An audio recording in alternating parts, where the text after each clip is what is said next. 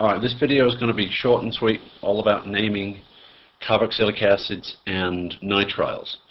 So we'll spend some time on carboxylic acids first. From what you've seen, I'm sure you'll figured out that the suffix for an acid is simply the term oic acid. Just as -one is for a ketone, -al is for an aldehyde, -ol is for an alcohol, oic acid is for an acid. Alright? So let's just look at this guy, nice and simple. How many carbons in the longest carbon chain? Well, of course it's 4, which means the name is based on butane. So I'm just going to write out butane here. Now, as I'm writing, you guys can tell me, do I put the last E on here or do I not? Well, does the suffix start with a vowel? Well, yes it does. So, the name of this is simply just butanoic acid. And so there's another question, and that is, do we need a 1 for where the acid is? Well, it's kind of similar to the situation for an aldehyde, in that an acid, by definition, always has to be on the end of a chain. It can't be anywhere else, like an aldehyde. So therefore, the answer here is no. You would use numbering if you have a dicarboxylic acid, as you would a dialdehyde, but for a molecule like this, you really don't need it. So let's move on to this guy. Now this one looks complicated, but it's really not. Notice the shorthand way that I've written out the acid group here. Kind of like the shorthand way for aldehyde is CHO. Well, the shorthand way for an acid is CO2H. So let's just do the same thing as we did before. What is the longest carbon chain in our acid containing our acid functional group? And of course you'll see it's 1, 2, 3. Alright? So that means the name is based on propane, so that becomes propanoic acid. But of course we're not complete because we have a methyl substituent and a chloro substituent. So what do you think that does to the name? Well, if we have a chloro on 2, and we have a methyl on 2, so our name becomes 2-chloro, 2-methyl. I'm just drawing this down here because there's not quite enough room to draw it on the same line. 2-chloro, 2-methyl, propanoic acid. Alright? For cyclic acids, it's kind of the same as for cyclic aldehydes. Alright? We just use the name of the ring, in this case cyclohexane, and we put carbaldehyde after it for aldehydes. For carboxylic acids, we just literally write out the word carboxylic acid after the name of the ring. So if this double bond was not here, can you guys figure out what the name of that molecule would be? Well, it would simply be cyclohexane carboxylic acid. All right. But we have to take into account the location of a double bond. And so then that raises the question, well, what carbon is the double bond on? Well, in relation to where the acid is, it's on carbon number 2. All right? So we can say then cyclohex 2-ene. We don't need to lop off the E here because of the fact carboxylic acid starts with a consonant. So it just becomes cyclohexene carboxylic. I'm just going to go down here so I don't run out of room.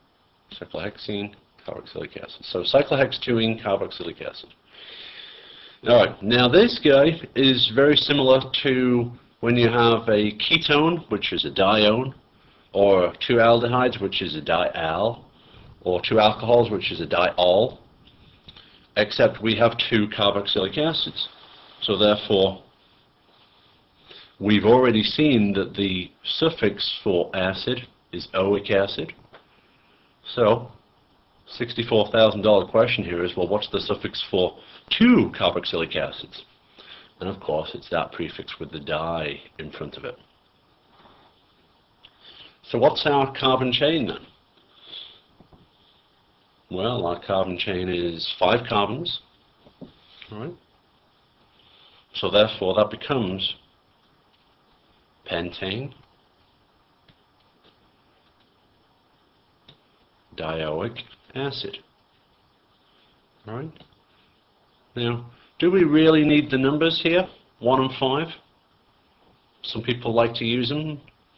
I ask you guys, is it absolutely necessary? Could those be anywhere else? Because the answer is no.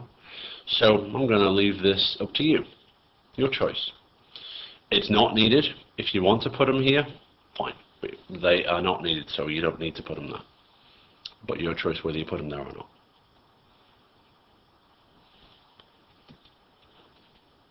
Now, you guys will have seen this last semester. We have our acid group. Now, who remembers what the benzene ring, the name of it becomes with an acid group on top? Well, you simply take the words benzene and carboxylic acid and lump them together. And what you get is benzoic acid. You guys have used this in several experiments in lab here. So, if without any substituents it's benzoic acid, what's the full name of the molecule? We have 2 substituents on here outside of the acid, so can we use ortho, meta, or para for this name? And the answer is no. The answer is no because we have more than 2 substituents overall.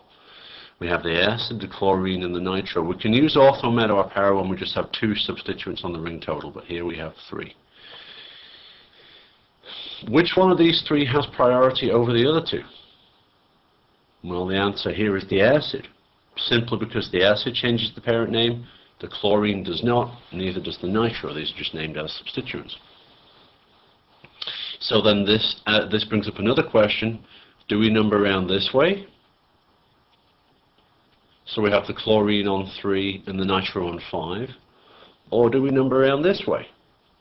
Because you can see either way we're going to get to the same numbers for our substituents, those numbers being 3 and 5. Which way do we go? We know our parent name here is benzoic acid, so let's write that out. Benzoic acid. This thing is a pain in the butt, and it keeps on linking up dots to letters. Bloody thing. And we know we have a chloro substituent. See if I can space these out right. I don't know whether I can. And we have a methyl. Alright? And we know for these we're going to need to put numbers for each one. Is the chloro on 3 or is it on 5? Is the nitro on 3? And you know what, it would help if I actually write out nitro. Sorry about that. Just checking to see who's awake, because apparently I am not. Okay, let me just write that out properly. That should be nitro. Did it again. Which way is it? 3 for the nitro, 5 for the chlorine, or 3 for the chlorine and 5 for the nitro? Well, the rule is, and you'll have seen this in Organic 1 as well, whenever you have the 2 choices of either 3,5 or 5,3, you always go with the lower number with the substituent that comes first alphabetically. So therefore, in this case, it's 3 chloro, 5 nitro, benzoic acid. And so you guys can figure this out no matter what those other substituents are. Alright, and let's finish here with a little discussion about nitriles. Alright. We'd said before the suffix for a nitrile is simply the word nitrile. Alright. So if we were to name this guy, first off, what is this? What's that functional group? We haven't seen it in a while. This is an alkyne. Now, do you guys know why I've written the alkyne like this with all these bonds straight? Well, what's the geometry around that bond? Geometry around that bond? Well, it's 180 degrees. The alkyne is totally flat. Alright. Now, we need to make sure that we can count our carbons properly here. So let's make sure we do that. 1, 2, and we said before, whenever there is a change in the slope of the line, it means there is a bond. That also applies to when the number of bonds at a particular point changes as well. We go from single bond to a triple bond, it means something has happened here. There's a carbon there. To the same extent here, triple to single, there's a carbon there as well. And then we just fill in all the others. 5, 6, 7, and 8. So if that if that triple bond wasn't there, you could name that very simply. It would just be octane nitrile. All right? But of course it's not that simple because we have the alkyne now. So I can spell this right.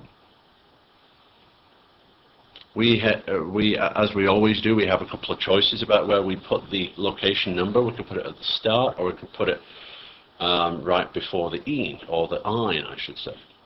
So let's put it right before the ine. So what that means then is this becomes oct 3-ine nitrile. Again, we don't need the location number for the nitrile because it can't be anywhere else. All right?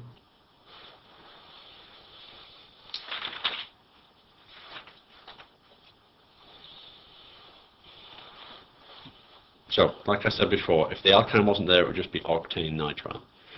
Now let's figure out this last one. And this one, although it's a very small molecule, it has the longest name that we're going to have done so far. It's relatively long. Nitriles, kind of like carboxylic acids, have a particular way of naming them if they're in a ring. So if this was just a cyclohexane, the name of this would be cyclohexane. And we apply a similar rule to what we did with aldehydes, and we use the term carbo. In this case, it's carbonitrile. Cyclohexane, of course, that shouldn't be hexane, should it? That should be pentane. Sorry about that. Cyclopentane carbonitrile. But that only gives us part of the name because that doesn't take into account the alkene, nor does it take into account the methyl group. And nor does it take into account the stereochemistry of these two. Right? So, can you guys tell what is the very first part of this name going to be? Well, the very first part of the name is going to do with the stereochemistry of our two substituents. In this case, you guys can tell this is trans. All right? So after that becomes the name of whatever substituents we have sticking off the ring. And of course, that is our methyl. But then we have to decide, well, what carbon is the methyl on? The nitrile is our important carbon, so we could number around here, here, here, here. Or we could number around the other way. 1, 2, 3, and 4. So, which way do you guys think it is? Is it the red way or the green way? Well, if you'd said the red way, you would be right. The red way gives us the lowest total substituent number. 2 plus 4, 6. If we go the other way, we get 3 plus 4, which is 7. So therefore we go the red route. So therefore that means trans, oops, let me do that again, trans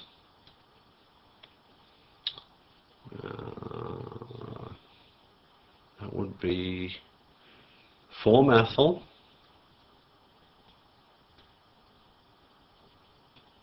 and once again if the alkene wasn't there it would then just be trans 4-methyl cyclopentane carbonitrile, but we've got to take the alkene into account, so it becomes